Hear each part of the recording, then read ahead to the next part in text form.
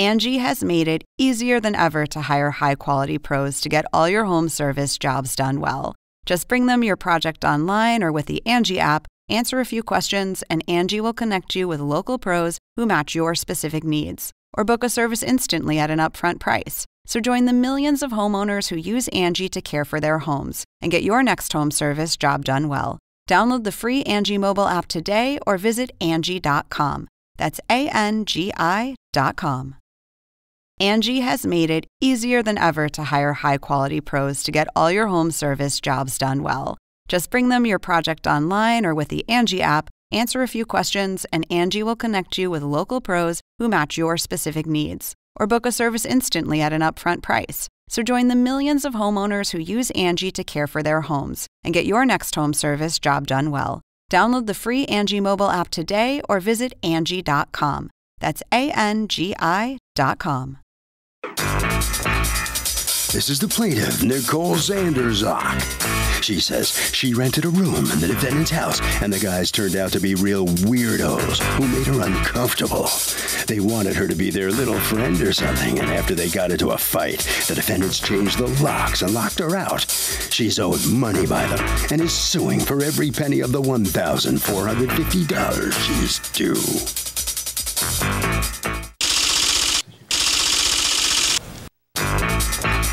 These are the defendants, Gary and Marvin. Gary says the plaintiff broke every rule in the house. She ate his food, had her boyfriend practically live with them, and he had to get the locks changed once she moved out because he didn't trust her. Oh, her money, hardy har har. They're accused of being way too rigid.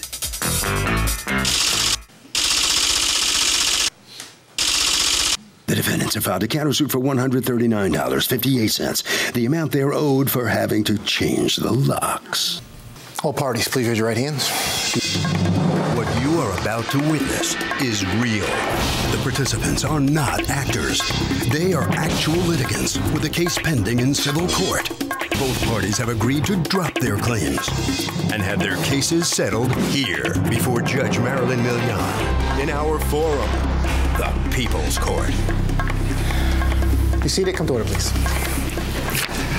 Litigants have been sworn, Your Honor. Thank you, Douglas. Okay, Nicole Zanderzak? Yes. You are suing for $1,450. That's February and March rent, which you want returned to you.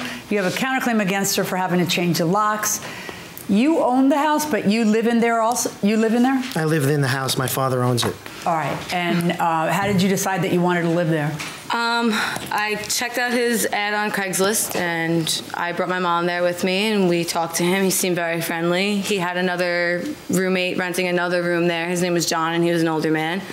John was a really cool guy, too, so I figured it didn't seem like that odd of a place to go and live, so just rented the room. Okay, and how long were you there before things didn't look so good? 2 days. Okay. Why? What happened? I moved in, I was supposed to move in February 1st. I didn't end up moving in until like the 5th because I was waiting for my air mattress to come in the mail, and I didn't really want to sleep on the floor or on the couch. It was kind of weird, you know, I've never lived on my own before, and I didn't want to sleep on his couch and be a burden. This is the first time you're living on your... on my own. I didn't want to sleep on the couch and what? And like be a burden, because like he was murdered. No. He kept telling me, like, you can come and stay, like, you can move in right away. How old are you? At the time I was 20, I'm 21. Okay. And he was like, yeah, you could stay on the couch or whatever until your bed comes, but I didn't really know him. That's I didn't want to be a burden. So you moved it on the 5th then? So I moved in on the 5th, and I got my blow-up mattress. My boyfriend stayed over the first night with me because it was the first night, and I was a little sketched out. And that was the 5th. On the 8th, around 3 o'clock in the morning, I started blowing up my air mattress again because I heard him get a couple text messages, so I knew he was awake. So I didn't think it was going to be that big of a deal. So I started blowing up my air mattress, and he texted me like, what, are you drilling a hole in the wall? So I just told him like, nah, I'm just blowing out my air mattress, yada, yada. So we just started talking. Why did you have to blow out your air mattress? I had to blow it up. It loses air after a couple days from sleeping on it. So then the conversation went to, oh, is your boyfriend with you? And I didn't answer him because he wasn't, and he had prior knowledge knowing that my boyfriend was away that weekend. So I was like, whatever, I'm not answering you. I'm trying to go to sleep. So he kept texting me like 6 more times. I have all the messages. Do you have them? Yeah, all of them. Okay. Let me see them. Okay. What kinds of texts was he sending you? That's where it starts to get weird. This was the third day I was staying here, and these were the messages that I was getting from him at 3 in the morning. So I don't know. I told him I had to blow up my bed a smidgen, and he was like, "Oh, what a fancy word, yada." I was like, "Yeah, I tend to talk like that when I'm a little tipsy." And then he was like, "Oh, so you're tipsy?" He's like, "Is your boyfriend with you? Don't lie." And then he asked me like 6 more times. I didn't answer him. And I was like, "You text me so fast, sorry." I was like, "No, you know he's in Delaware for the weekend." And he's like, "Yeah, you're right." He wrote, "So come hang out with me for 5 minutes and keep me company" at 2:41 in the morning. Okay. I've known you for 3 days. Yeah, I know. I probably wouldn't tell him, well, yeah, you're I get fancy when I'm tipsy. Yeah, exactly. Like, it was just weird that maybe I shouldn't have said I was tipsy, but as soon as I stated that, I was like, "Oh, so you're tipsy. Is your boyfriend here?" "Oh, he's not." "Oh, do you want to hang out?" Like, no, I don't. Hold on. No, I don't. So he wrote, "So come hang out with me for 5 minutes, keep me company." I wrote back, "No thanks." He writes, "Tell me a Nikki story." And then he writes, "No thanks, ? LOL, that's not nice." So he wrote, "I wish we could just be friends sometimes and not make it something that it's not. I'm asking in a completely innocent way." And I wrote, "It's 3 a.m., haha." So we just kept going back and forth. Did you guys end up being weird about it the next day? Was it uncomfortable? Well, or? no, I'm very upfront. So I expressed to him that, like, this is a line that you don't cross. Like, I don't even know you, and I'm not comfortable coming to hang out with you at 3 o'clock in the morning. I don't know what you do, but I wake up at 8 o'clock and have to go to work till 6, and then I have school from 6 to 11. I don't have time to come entertain you. Yeah, that's why I would have just answered, "Sorry, I didn't mean to be noisy. I was blowing up the mattress." Yeah, and that was understood. We got past that. Then he wanted to make small talk, and I'm still kind of trying to be nice, but then he kind of took it somewhere that I wasn't comfortable with, and I wanted to let him know, like, I'm not okay with that. Don't continue. All right. Why is it that you want February and March rent back, though? What is it that went wrong that you feel that you deserve to have February back, and that March, which I know you weren't there for, you want back? Okay. Stuff maybe I shouldn't bring up in court because it was his personal life that I experienced him bringing it out of the house. So that was another thing. You didn't tell me anything. Then I don't know what you're saying. I don't know if I. You can choose what you want to say. I'm just saying you have a case. I don't want to bring up his personal information. Okay. But I also did a background check on him because he lied to me about his name. So I do a background check on him, and I find out that he not only lied to me about his name, but he failed to tell me that he's a level 1 sex offender. And he probably should have told me that before I moved in. Everything she just came out of this mouth is she's a liar, she's a manipulator, and you should not listen to anything that she says. Okay. Okay? First of all, the reason why I asked about her boyfriend being there and what the hell's going on in that room is because her boyfriend was there almost every other day. He was practically living there, and she would take advantage of that. She would break every single rule. Excuse me. That's the problem that we have here. She would make tons of noise in the room like she just indicated. She would eat all the food in the house, whether it was hers or not. Get that phone that I asked you for 5 minutes ago. I want those texts. Hand it to my bailiff. Go ahead. You know, and I don't appreciate her saying that things about me which are completely untrue. Okay, I know a lot of stuff about her give me facts. I mean, this is okay. So tell me what it is. Let me ask you a question. If she felt this strongly about me, why did she not only stay that month but offer to give me money to stay for the second month? I'd like that answered. Can you in open just tell court. your story first, and then we'll get to what you want her to answer? So she moves in on February 5th. And what happened in the middle of the night at 3 in the morning that caused the text exchange? She was making noise, and I was asking, she's turning it around into something that it's not. So can you please tell me what it is? Don't forget about her. Now I want your version. All right. Go ahead. There was noise in the room, so I was asking her if her boyfriend was with her or what is going on in the room. Oh, because you thought that was the noise. It wasn't just that. It was the fact that I have a thing in my rule, which is that if you have somebody stay, they can stay over only 4 times during the month. Or if you stay over longer than that, you're taking advantage because it's 2 electricities, 2 showers, 2 everything. It's like somebody's living there. Is that actually in your lease? It is. Yes, okay. It is. All right, so go on. So I asked her, is her boyfriend there? And she didn't answer. And that's why I kept asking, is your boyfriend? Because that's day 1, day 2, day 3, day 4.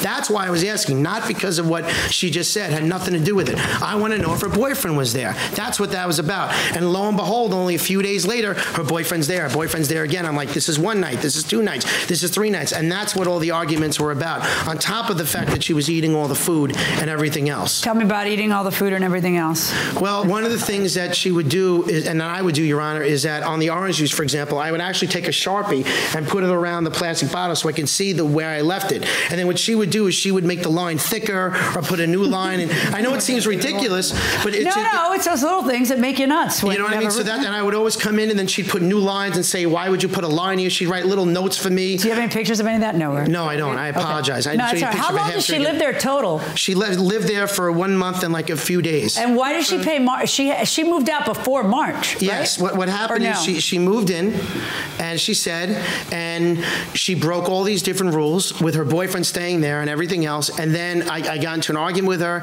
and I said, you know, what do you want to do? And she said, I'm sorry, I'll straighten myself out. I won't play these games anymore. What did you say to her during the argument? That she was what? You can't have a boyfriend staying every day, and what else?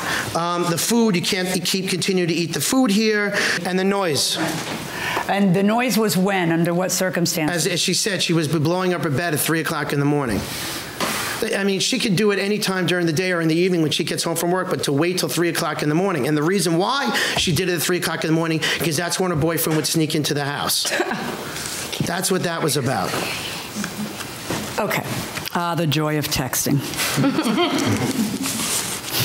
I'm so stuck on the text where you're telling her, where she's saying she wants you to meet her mom, you know, before she takes the apartment, and you're like, oh my God, I'm not a deranged lunatic with an axe. But you did lie to me. I didn't lie to you, Benny. Excuse me.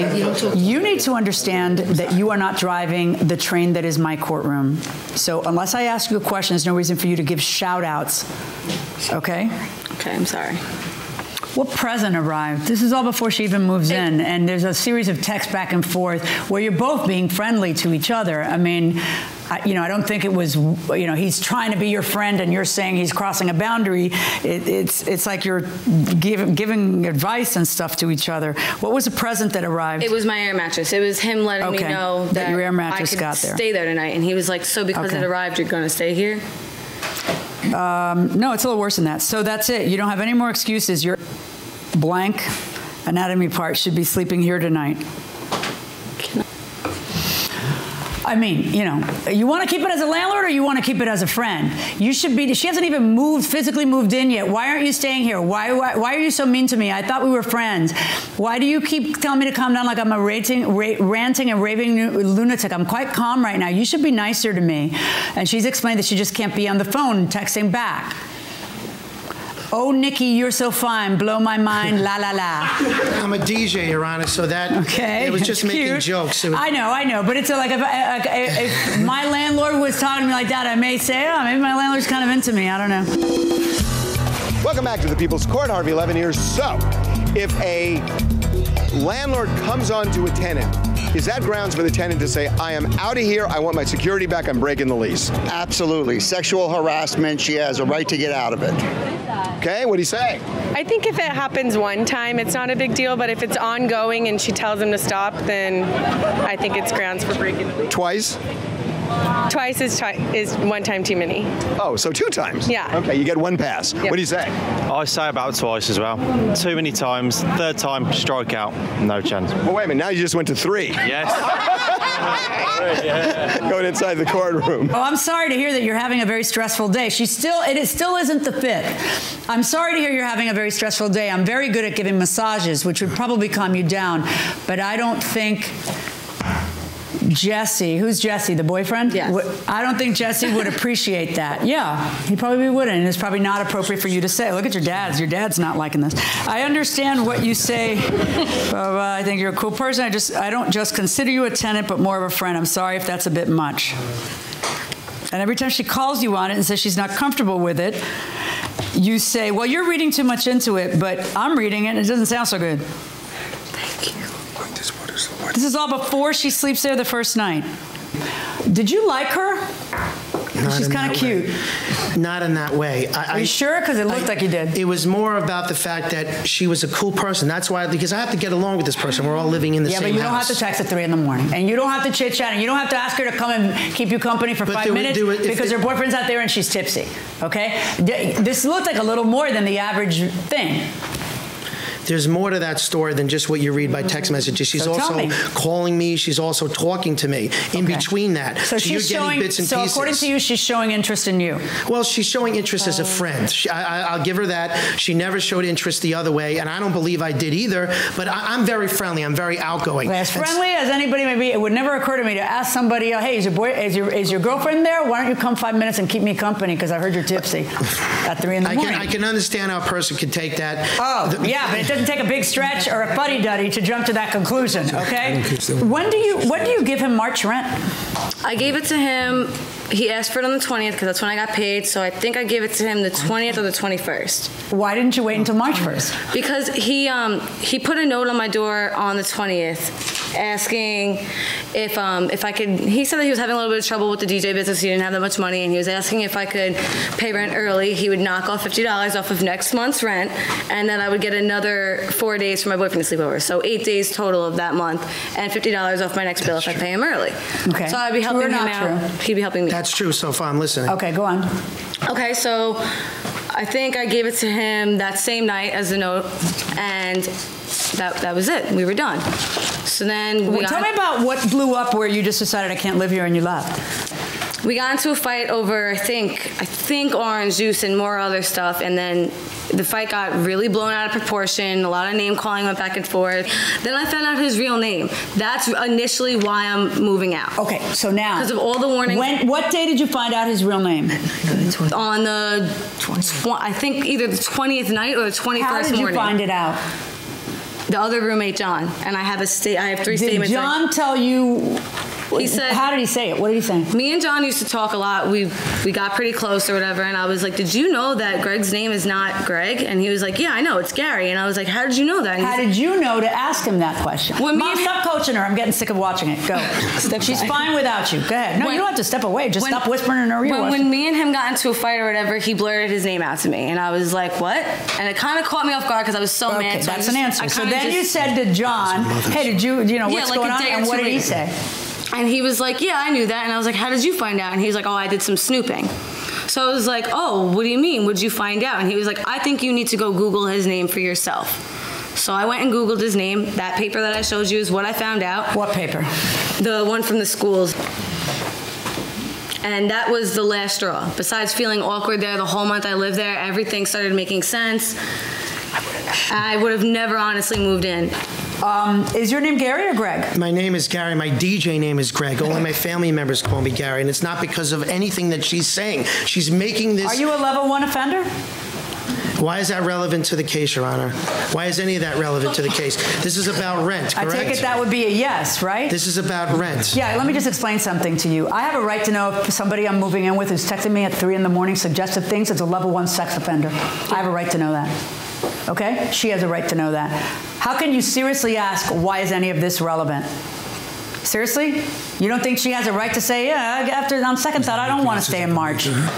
If you had returned March rent, you wouldn't be here. Right. But you had to keep March rent too. Return March rent. Your counterclaim against her to change locks. What is that about? That's because when she had just left one morning, I didn't even know where she went or what she did or where she was going. I just woke up one morning and there was nothing there. There was no keys or anything. So I have this girl running around with my keys to my house. I couldn't even leave my house. I felt trapped in my house because she could just come. I didn't know what the hell was going on. I called her up. She didn't answer. I texted her. She didn't answer. I tried to get a hold of her mother. Your mother finally answered, "Oh, we'll get there when we get there." Oh, so you knew she had moved out, though? At that point, she moved out, but I just wanted the keys back to my house. Why didn't you return the keys? As I was moving out, he was totally aware that I was moving out. I didn't leave the keys because I wanted my mother there as witness, because I've never done this before. I wanted to make sure my back was covered. I wanted a statement right here saying that the room was returned the same way that I rented it. I gave the keys back, and then I'm going to be getting March's rent money back. I didn't want to get taken advantage of. Why didn't you get your act together at the time that you're moving out so that you can return the keys right when you're moving out? I wanted my mom there. Well, mom needs to drop what she's doing and go there. If you need mom, then why did he have to wait for the keys, and how long did he have to wait for the keys? He had to wait not even an hour, and he knew about all of this. An hour? Not even an hour. No, wait, an hour? Not even an hour. Why would I pay money? Come on. Because you got a problem with her and you don't want her to have keys. I would change my locks every time somebody had it. We're done. On the counterclaim 0, on the plaintiff's claim against the defendant, $750. Okay. Thank you, Your Honor. All right, both sides, hold on my please. Okay. You tell me I what can't I'm even supposed to do now. say anything. All right, so the judge awards half what the plaintiff sued for, but not everything, all right? And your reaction to the outcome here? Justice wasn't served today. You have a person that makes up stories, and there's so many things that didn't even get mentioned. The fact that I found her boyfriend sleeping in her room for several days only because I knocked on the door. So many things that weren't even mentioned. Were you testing the waters a little bit with her when she first moved in? No, not at all. That's completely blown up out of proportion. I'm telling you. Okay. Thank you. All right, so you didn't get everything you sued for. You had to pay February because you lived there in February, but you get March back. Okay, yes. All right, are you satisfied with how this comes out? Yeah, to a degree. I'm just happy I got my money back, honestly. So what have you learned from all this? Not to be so trusting. Yeah, definitely not be so trusting. That's what you learned, or that's what?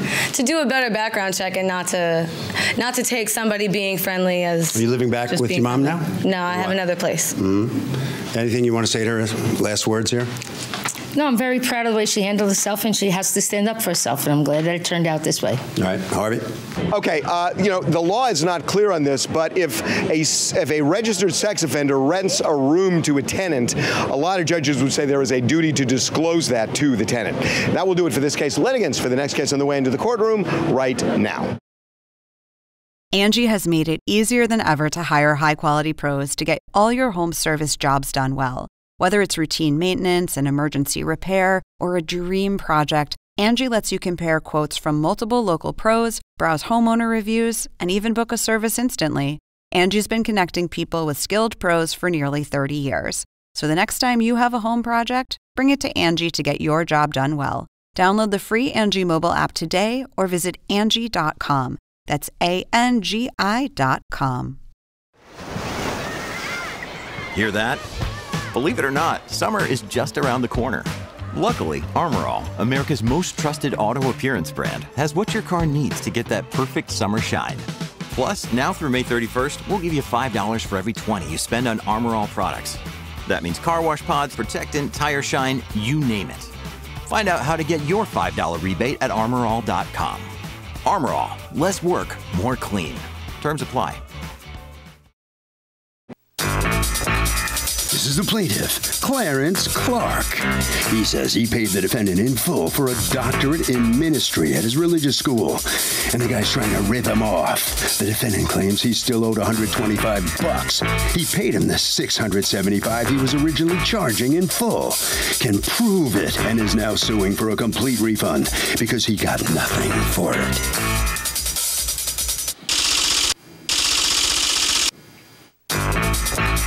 This is the defendant, Joshua Smith. He says the plaintiff has yet to submit all the proper documentation to receive his doctorate, and he's tried on several occasions to rectify this matter, but the plaintiff is one stubborn man. The plaintiff needs to show he deserves the degree. He treats everyone the same and knows he's in the right. He's accused of funny business.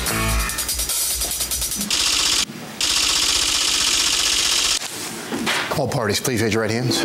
Welcome back to the People's Court. Next case on the docket. The plaintiff paid the defendant for a doctorate of ministry and says he's being held up for money. But the defendant says the plaintiff needs to show he's worthy of the degree. It's the case of holy moly. Thank you, Douglas. Clarence Clark? Yes, ma'am. You are suing Joshua Smith and Loving to Learn Associates and Overseer and his successor, A Corp. All right, for $675, the cost that you paid for an a potential honorary degree, and you never received it. Let me hear from you first, Mr. Clark. What happened? Yes, on March of 2014, I was honored with Man of the Year award. And from whom? Of L.A. County Sheriff. Of the L.A. County? County Sheriff. Sheriff. Right. Okay, go ahead. And the defendant was there, and when I made a couple of remarks, he came to me and asked me could he would like to present me with honor the award of education. He would like to present you with a what? With an award. Okay. Honorary degree in ministry. Okay. Are you a minister? Yes, ma'am. How long have you been a minister? Since 1967. Okay. What kind of degree was he going to bestow upon you? He was a degree of education in theological. What would be the benefit to you of that if you've already spent all these years as a minister? What was that going to do for you? Pretty close, Your Honor. It wouldn't be that much benefit to me, but... was it a doctorate? Right. Ah, okay, because everybody wants to be called doctor. Yeah, it would... Okay, now I understand. Everybody wants to be called doctor. I already had one, and... You have a doctorate already? Yes. Well, then what was it going to do for you? His degree would allow me to teach religion. Oh. The one I have won't allow me to teach religion, Christianity. Okay. May I ask you a question that I probably shouldn't ask, but I want to? How old are you? 85. God bless you. May all of us have your kind of verve and vigor. Okay. Mr. Smith, what's going on? Because he paid you the $675, and I don't think there's a dispute about that, and he never got his degree. Well, Judge, the primary thing was that I attended Community Day, and I've known Reverend Clark for about 30 years, and I hadn't seen him in a while, and it was so commendable that he mentioned he had sent about 20-something children to college. So I was very impressed with that. My wife and I were there. And so because of that, I said, this guy who's talking about, he really didn't get a strong education himself. I said, if anybody deserves an honorary degree, this man does. And so I offered him an honorary doctoral degree on the basis of that, which he said. And of course, he came and met with... Well, when you say which he said, you also know it to be true because you've known him all these years, right? Well, I've known him, but see, I have accreditation, and I have to go by accreditation requirements. And one of those requirements is that he has... students, generally speaking, have to have, some bio or portfolio. I originally asked him for a portfolio, a life achievement portfolio of over 25 years, which I knew he had, at least I thought. And he said he would get it together. And then after months passed by, he never did produce the portfolio. What did you require of him? Just something that most of those who are honored provide. They provide this information for us. I understand how you need to have some kind of documentation, otherwise you're just selling degrees. That's exactly true. Right. So, but what was the problem with getting him the documentation that he says he wanted? Well, Your Honor, I was born and raised in Georgia, and I've been working since I was 6 years old, and I was deprived to go to school to get an education, and I haven't ever had any credentials to show what I've done. I don't have a portfolio, I don't have a resume, I don't have anything on me. But, I mean, couldn't you just write one up? And say, this is where I taught, this is where I preached, this is how long I preached there, have a letter from somebody else saying it, Well, I probably could have, but I just didn't. Okay. Because at my age, I just didn't. Okay. What about that? Well, what about the fact that it kind of seems like the contractual requirement might have been outside the purview of what he's comfortable with and what he does? I mean, I don't know a whole lot of 85-year-olds who want to start a new career teaching, but I definitely do not know a whole lot of 85-year-olds who want to write a resume, who don't need a resume for any other reason. Well, we have a grandfather clause. I want you to understand something. Yes. I know that you need the documentation. Right. I just don't get why you didn't return the guy $675. So when you're 85 years old, would you still want to work? No. No. I'm not going to ask how old, right? Well, not far off 85. Okay. Are you working now? No. No desire to, huh? No. Okay. I'm enjoying my life. I got it. You're a young guy. Do you think when you're 85 you're going to want to work or you want to kick? I kick back, I don't mean kick it. No, I probably want to kick back. You want to kick back? Anybody want to work when they're 85? Yes, I could. if I could, and I was doing something for myself, yes. If you love what you do, yeah, why not? Who loves what they do that much? If you were lucky enough to make it to 85. Let me just say, I won't be here. No offense going inside the courtroom. That's all I asked him for. I said, can you at least do a few pages of bio just so that I can have something in record that I didn't do, you know, and I don't really know that much about specifically what he's done over 25 years. And he finally said in March that he he wasn't going to do it. He couldn't get nobody to do it.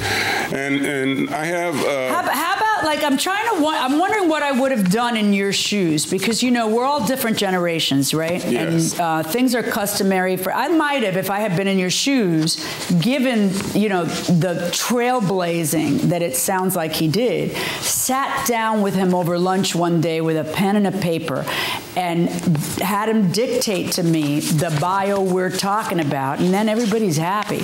Did that never come up with you? See, I'm too close to home. See, and I know him. Well, have somebody else in your office do it. That's what I was trying to do, but he would not cooperate even as far as getting, you know, he said he wouldn't even pay somebody to do it. No, he doesn't want to pay somebody to do it.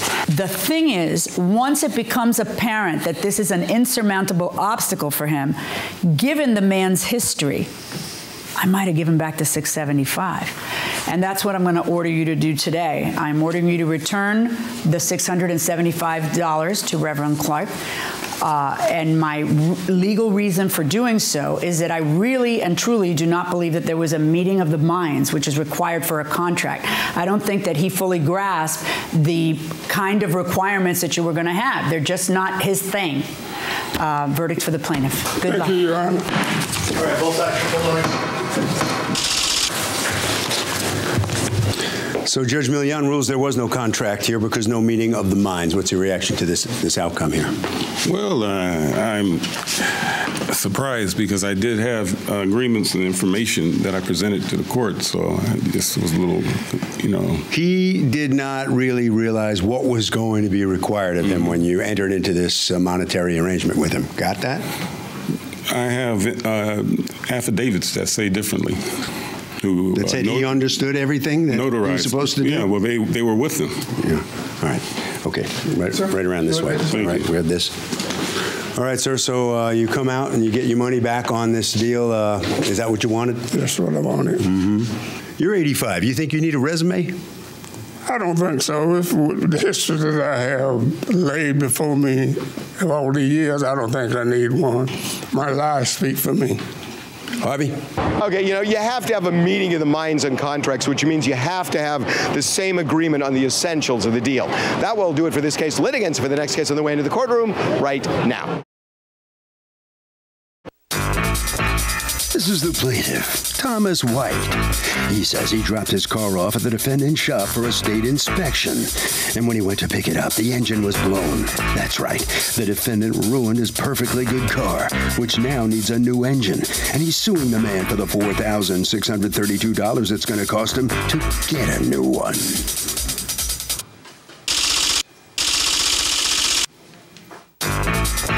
This is the defendant, Stephen Johnson. He says his employee heard a very loud noise coming from the plaintiff's car when he brought it in. He also noticed the check engine light was on. The thing was leaking oil, and he thinks this whole thing is one big setup. That's right, the plaintiff has targeted him. He's trying to get him to build a new engine for free, and he can't wait for the judge to set this guy straight. He's accused of blowing an engine, but good.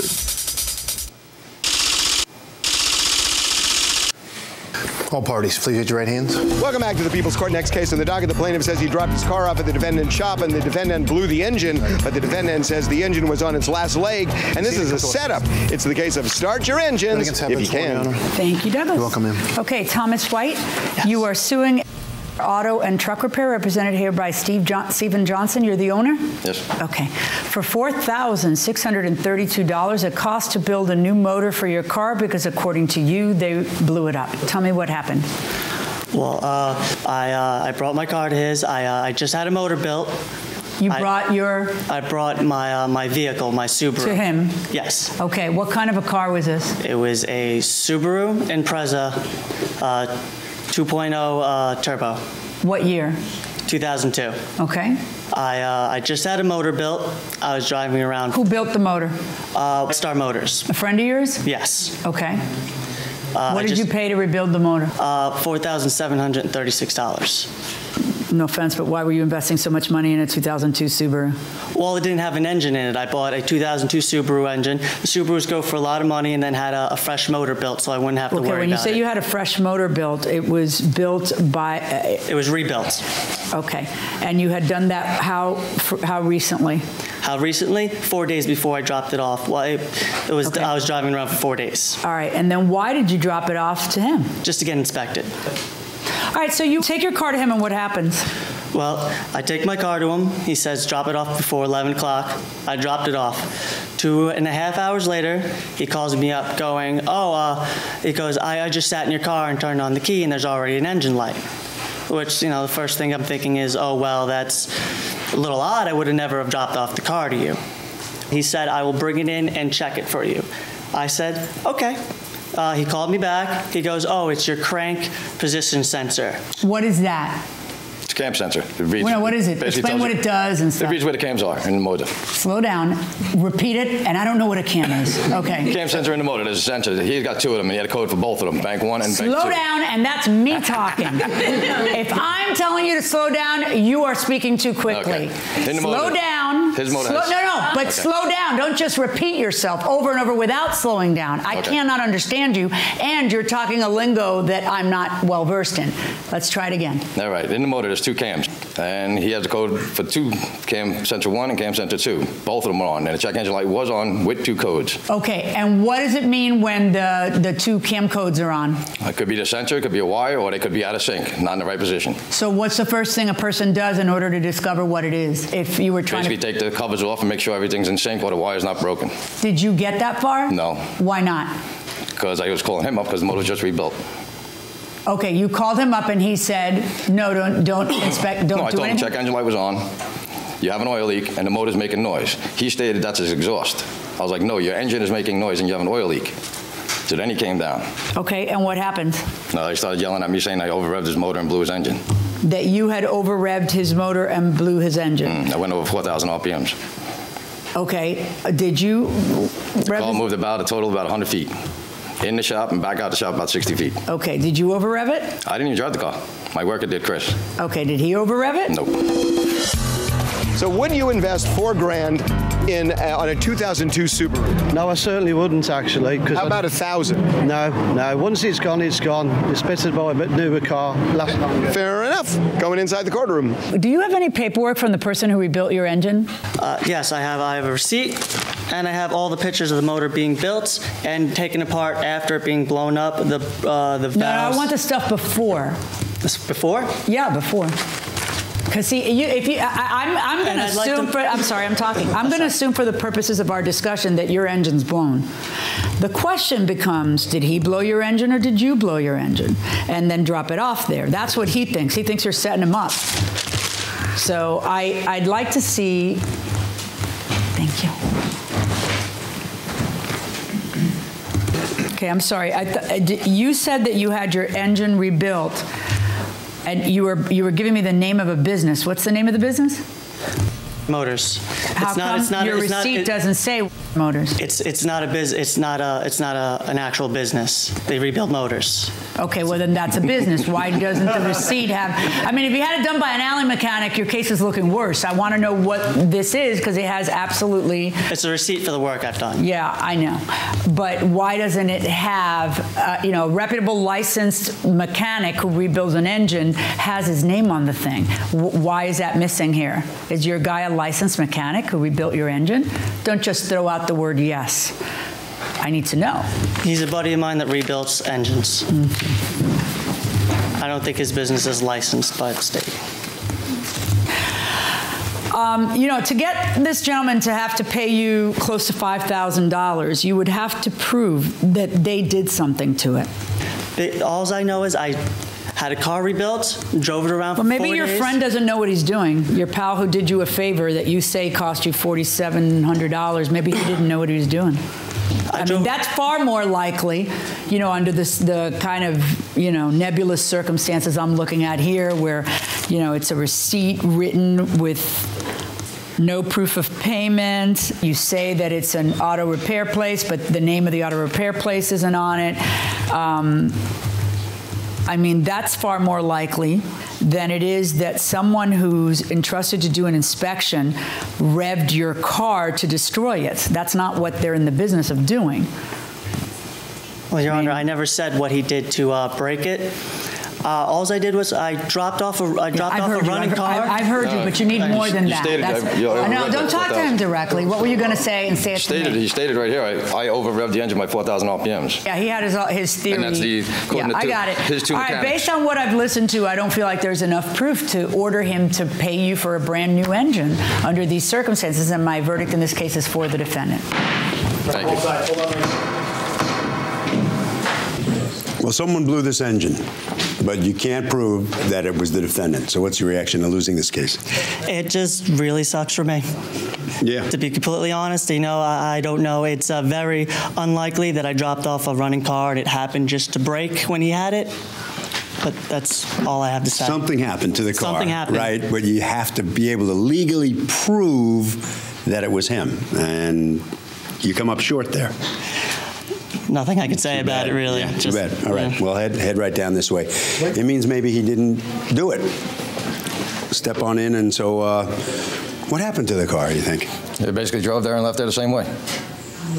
They came in like that with the engine? Like that. My mechanic heard it when it came in, but he didn't know what it was there for.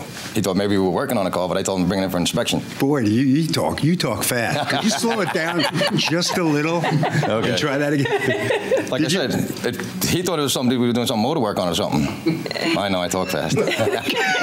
Harvey? So this happens a lot in court. The plaintiff in this case had a theory. The problem is you don't win cases on theories, you win cases on evidence. You got to tip the scales on real evidence.